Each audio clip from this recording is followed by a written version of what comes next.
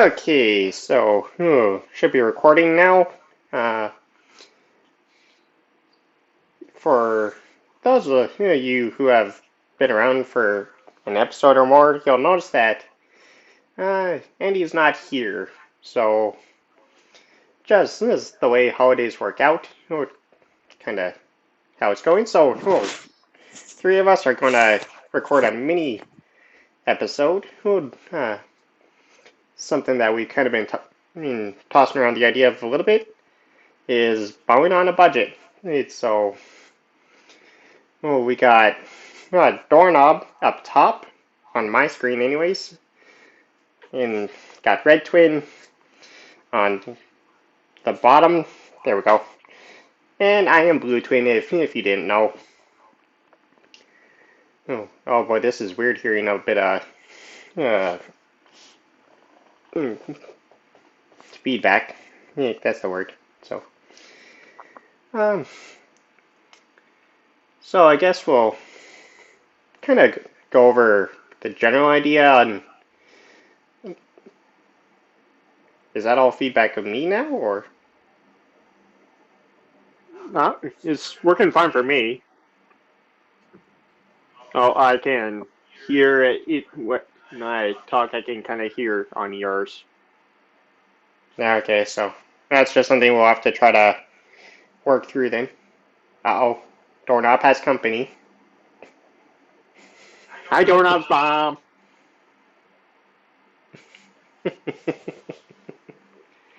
Maybe.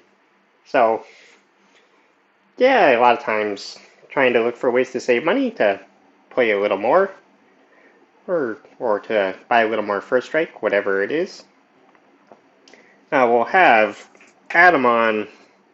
I don't know if we're doing like a second half. We'll kind of see how long this goes, or maybe it'll just be a whole part two episode. We'll find out. But Doorknob here has some more creative ways to try to save some money that he's come up with that Jeff and I haven't tried yet. So, uh, Take it away. yeah, so let's see, what's your first go-to? Well, I just like to do the crafty stuff, I guess. Just like the things that you don't rely heavily on too much, that you can kind of make yourself. Like this Meg drop bag I made with just a drawstring bag and put wire through it, and then I have this kind of little belt thing I'm gonna try to sew to it. So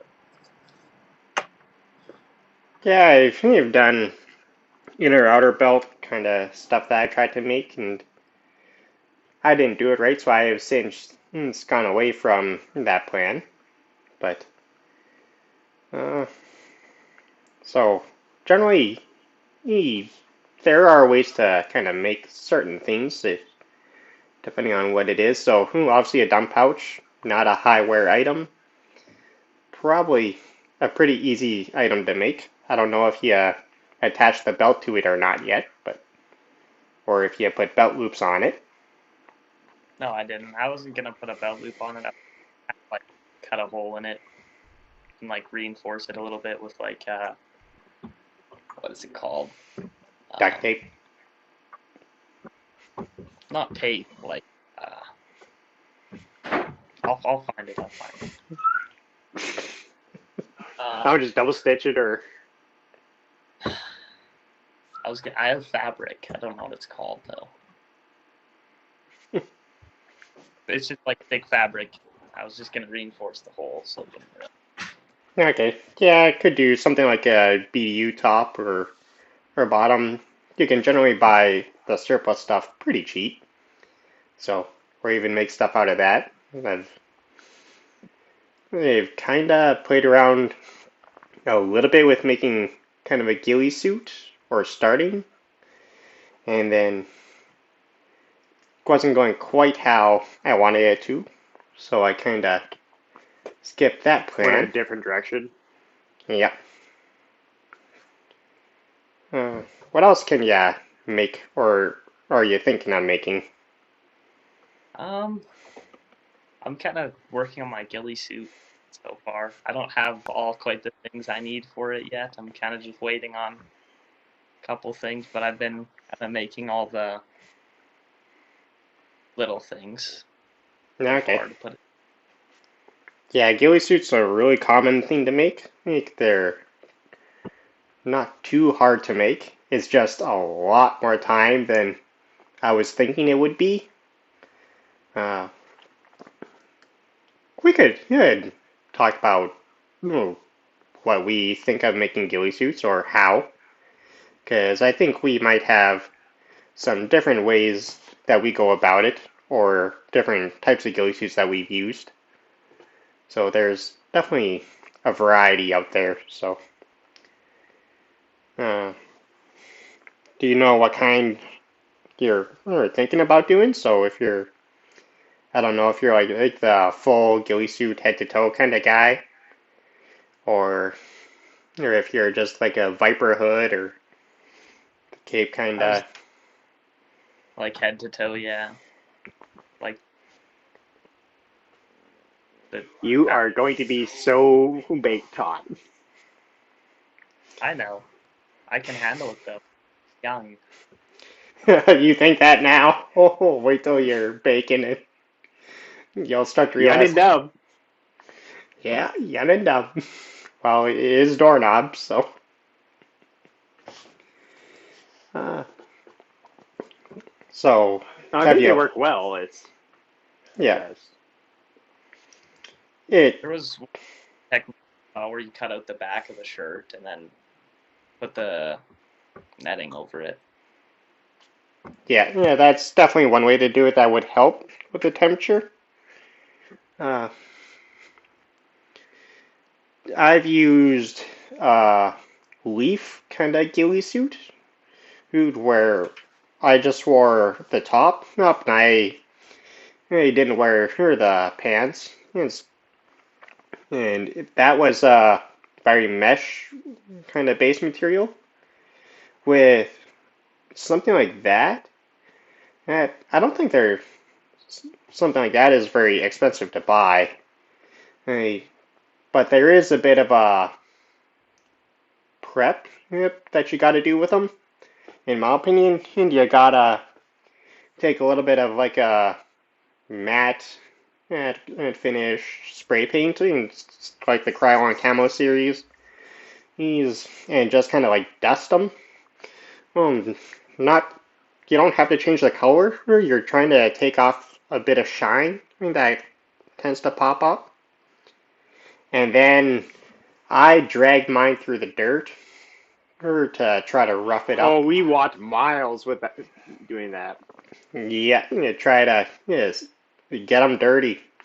You, you rough them up, get rid of any sharp edge.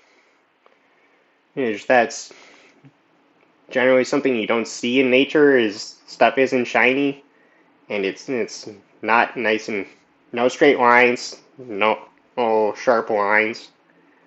So yeah, had to kind of weather it a little bit. Uh, my To me, there's two different types of ghillie suits.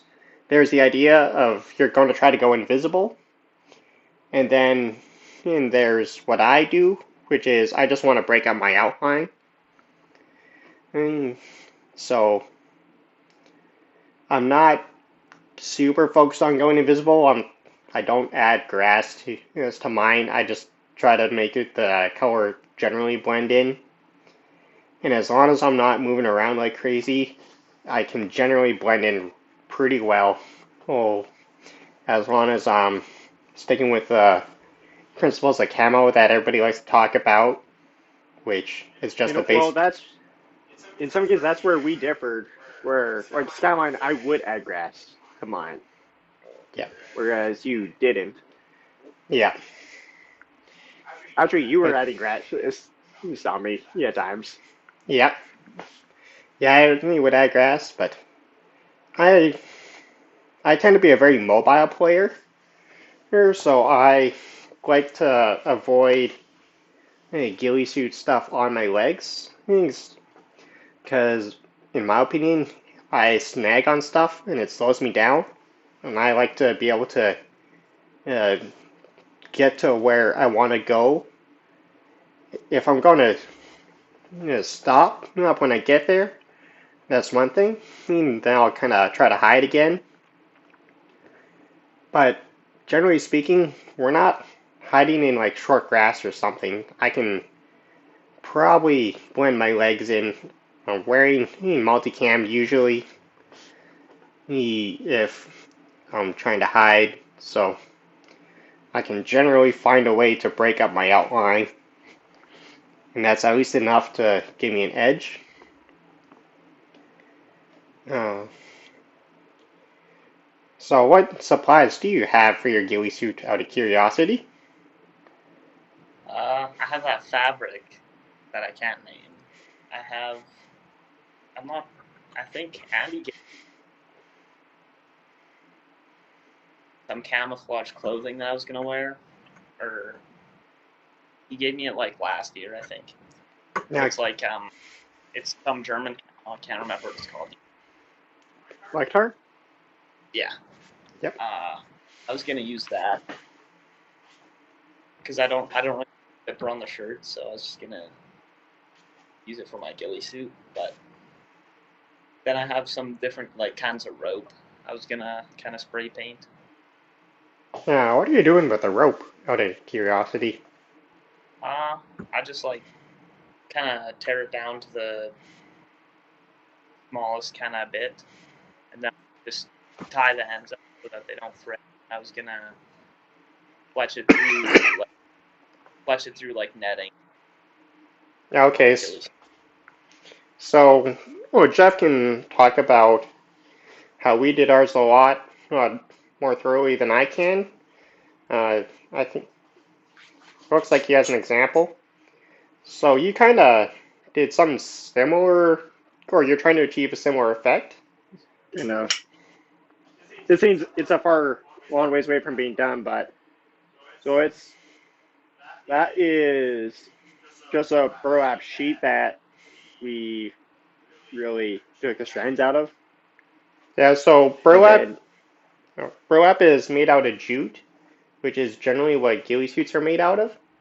So if you, cut the end off the burlap, if you can start ripping the strands apart, and that's a pretty easy way to do it. So probably like Walmart or something should have burlap. It shouldn't be too hard to find. And it might be this dollar time of store. year. Yeah, dollar store. So it might be a little harder to find this time of year because nobody's really using burlap anymore. And spring it should be pretty easy to find. Oh yeah. I was You know, kind of have like a there's cut like another product. Yeah, I'm trying to think what it's called. It's more of a leaf, but it actually looks really good. I just Uh, can't think of what it is off the top of my head. Well, you keep thinking, so Mac, go ahead. I was trying to kind of have like different sizes on my suit, so it all kind of didn't have the same consistency throughout Yeah, the yeah, the rope. that's probably a good idea to play around with. Uh, Something that I've copied And from different other. colors. Yeah, yeah, it's got to be a lot of different colors. There's not yellow or pink or something, but so like different browns and greens. Uh, I guess you could do black, but black isn't that popular out in nature unless we're talking like a really black dirt or something. Mm, So, I'd go more brown and green. yeah. Or, I guess, what environment are you trying to blend into? I don't know. I'd say just like plains, I guess, like green dirt, like So yeah, you'll probably do more 3 or 4 shades of green, I would say. or I A lot guess of, actually we only had probably 2 shades of green, 2 shades of brown mixed into ours.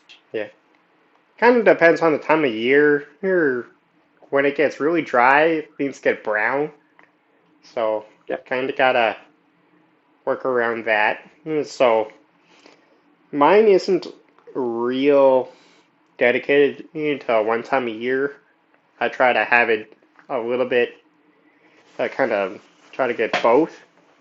Um, Basically sacrificing in, in the I'm going to sacrifice some concealment for just convenience. So decide what's more important to you. If you're willing to put in the work or to get a good ghillie suit, then it can be pretty fun. I mean, it's an absolute blast when they can't find you in the ghillie. Yeah, we've had some good luck with that. It actually isn't all that hard, to be honest. It's uh, so what else goes into making it once you have the jute? So you wanna? Uh-oh. For who? Well, I was asking you because you've Oh, done this before. well, I like to use some sort of base, either like doorknob, BDU, and net. I think that's great method to do. I'm really loving the Viper hood as a base. Yep. So really, it's arms come down to about here on me, and then probably be about there on my back, and the hood. Which hood, sometimes I'm wearing it, sometimes, actually most of the time I'm not. So Other than that, I guess, I've got some Camnet mixed into mine. yep. I don't Cabinet's a think good. you do, but Not yet. I'm working on that. So cabinet's a great trick. It's a easy way to fill it out. One thing that I really like about Viper hoods, and something I don't know if Doorknob wants to consider, is for me, since the Viper hood doesn't cover a whole ton of my torso, well, it leaves access for magazines, or bangers, or on my back, whatever. So that's kind of one of the reasons I do it. But yeah, I find it tends to keep me a bit cooler. Don't get me wrong, it still is warm where it sits, but yeah, it wasn't as hot on me. yeah, okay. Maybe it's just me, but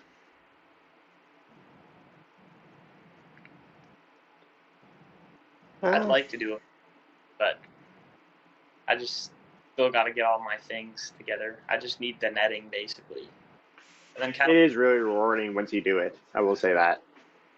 that more fine kind of netting for the Viper hood. I would presume be better. yeah, could be. So it just takes a lot more time than I thought it would. It's kind of the trade-off. So Yeah, it's kind of oh yeah, I'll just knock this out in an afternoon, and no, it's ongoing.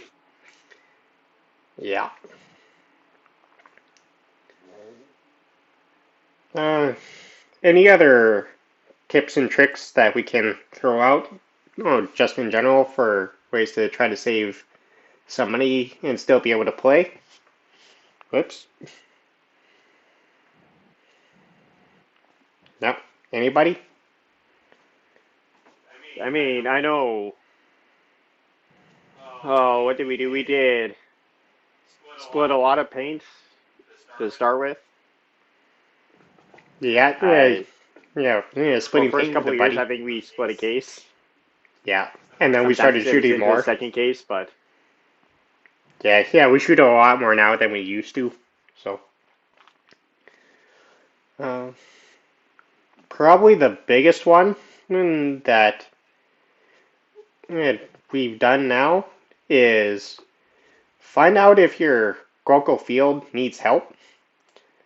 You can probably ref for them, which is what we do. Who we work for, or I guess not kind of work for. We kind of work with our local field, which is why we're on here. Is because we're staff. So we've been able to save money that way. You can probably find out a way to work out a deal with your field owner, or can probably find a way to save some money on paint entry, some other kind of stuff like that. It is your mileage may vary. We have been very fortunate with what we have been offered. We just had to put in some time to get there. So, which it's not like we had to put in a lot of time. I mean, Jeff and I have been here for like 10 years now. Man. Oh, no, it'll be over 10 years now because I moved No, it's in close to 13. moving into 13. Yeah, yeah. So it's been a little bit, but we were doing a lot a long time ago. Well, which I think has helped us quite a bit. It's definitely helped being staff. And if there's a lot of insight that we have now, that I think Doorknob is getting a lot of. You're starting to see it kind of a lot of behind the scenes stuff, but you're also becoming part of it, and you're getting in more of a say, which is good. So It's kind of neat to see. yeah, there's a lot that goes in behind the scenes that a lot of people don't know about. At their local fields, it's not just reffing. And to be honest, reffing is a harder job than you initially think it is. We all like to complain about bad refs at some point, but we're doing the best we can, and sometimes you got to make a call off stuff that just happens so fast. It's unbelievable how fast this game can be. In my opinion, it's slowed down a lot, but there's still moments where stuff happens quick. Oh yeah. So I definitely recommend reffing at your local field, or however else they need. Just in general, is like, hey, help out your local field, buy some paint. Your local field needs help, whether or not they'll say it. Although, that being said, it's like just telling people buy paint on a budget doesn't really work. But yeah, it's like there's ways to help out your local field. So I don't know if you guys have anything more that we can add. So just a quick little one that will knock out. This is going to be a lot shorter than what we've been doing lately. So if you manage to make it to the end, please tell us just if you made it to the end and how long we're. But it's I just missed. Are you trying to come up with a skill testing question? I thought of it doing that, but maybe I'll do that. So it's like, how long can we be talking and you be interested? Do we want to do a thought-provoking question? So, Do a what? Thought-provoking question. Ah. Random question. Or should I throw one out? Oh, So if you made it to the end of this video, well, please answer this question. Is carbon fiber tactical glitter? Let us know. that goes better. All right, well, I think that'll be it for this episode. Yeah, please follow us if you haven't. Subscribe if to our YouTube page. We should probably link that to our Facebook page again. We have now surpassed 100 followers, and it's the 60-day requirement on Facebook to go live. So please stand by as we try to figure out how to do that. And the feedback is back, so. Alright, so I guess I'll sign off with that. And see you guys next time. Bye.